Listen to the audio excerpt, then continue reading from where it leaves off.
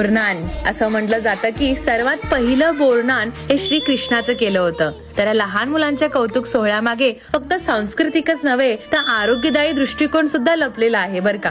पूर्वीच्या काळी मुलं 1-1.5 वर्षापर्यंत घरातच असायची. वर्ष पूर्ण झाल्यावर समाजात आणण्याचा हा पहिला मोठा समारंभ असायचा. बदलत्या ऋतूशी जुळवून घ्यावं म्हणून बोरं, ऊसाचे तुकडे, हरभरे, चिरमुरे आणि बऱ्याच गोष्टीचा समावेश या सोहळ्यात केला जातो. आणि पौराणिक कथेनुसार असंही म्हणलं जातं की करी नामक राक्षसाच्या वाईट दृष्टीपासून लहान मुलांचं रक्षण करण्यासाठी ही प्रथा सुरू झाली. त्यामुळे लहान मुलांना कृष्णाचं रूप मानून त्यांचं कौतुक केलं जातं. सोहळ्या दिवशी घर सजवलं जातं, मुलांना हळव्याचे दागिने घालून पाटावर बसवलं जातं. लहान मुलांना खाली पडलेलं वेचून खाण्याची सवय असल्यामुळे त्यांचं औक्षण करून बोरं, गोळ्या इत्यादीचा वर्षाव केला जातो. मुलं हे पदार्थ आनंदाने वेचून खाण्यात दंग होतात. आजही बोरनान उत्साहाने साजरा केला जातो. पारंपरिक गोडव्याला आधुनिक ट्विस्ट देत हा कौतुक सोहळा अजूनच रंगतदार होतो.